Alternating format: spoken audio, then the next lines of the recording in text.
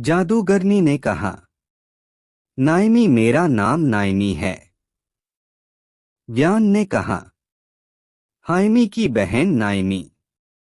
जादूगरनी ने कहा, हाँ हम दोनों जुड़वा है। व्यान ने कहा, हाँ तभी तो मैं आपको देखकर डर के भागा था। व्यान की बात सुनकर कायरा अपने मुंह पर हाथ रखकर हंस देती है।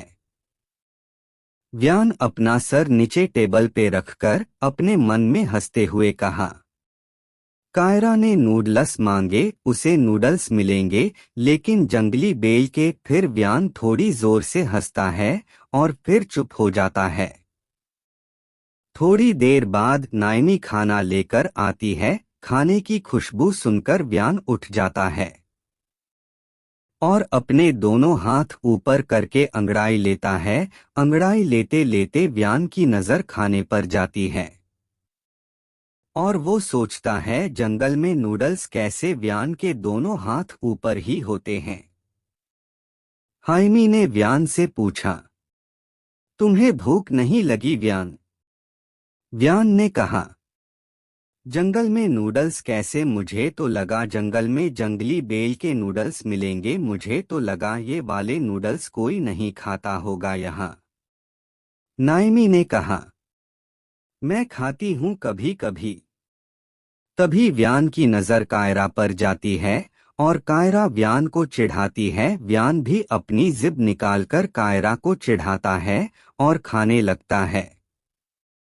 व्यान ने खाना खाते हुए कहा, एक चीज मुझे समझ नहीं आई। कायरा ने पूछा, कौन सी बात? व्यान ने कहा, हम अंधेरी भूमि में हैं, हम रात का खाना खा रहे हैं या दिन का? कायरा ने कहा, बहुत अच्छा सवाल। मैं भी जानना चाहती हूँ। जब मैं अपने घर में थी और मैं जब भी खाना खाती थी, मुझे समझ नहीं आता था मैं रात का खाना खाती थी या नाश्ता या दोपहर का खाना। व्यान ने कहा, मुझे ऐसा लगता है रात का खाना। किसको पता अभी दिन है या रात है या दोपहर? कायरा ने कहा, घड़ी को पता है।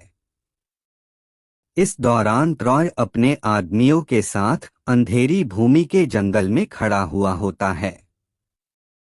मनोज ने पूछा, सर हम इस अंधेरे जंगल के बीच में क्यों खड़े हैं?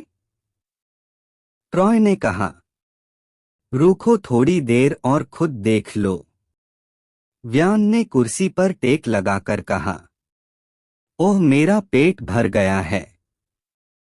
कायरा ने कहा, मेरा भी 2 मिनट्स। नूडल्स ने 10 मिनट में पेट भर दिया।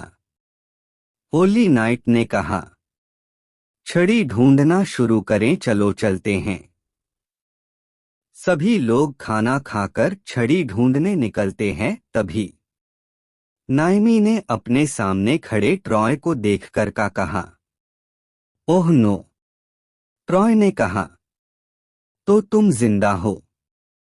नाइमी ने कहा, तुम्हें पता है तुम्हारा मालिक मुझे मार नहीं सकता था और तुम भी मुझे नहीं मार सकते। ट्रॉय ने कहा, हाँ मुझे पता है, इसलिए मैंने एक शक्तिशाली राक्षस बनाया है। वह तुम्हें आसानी से मार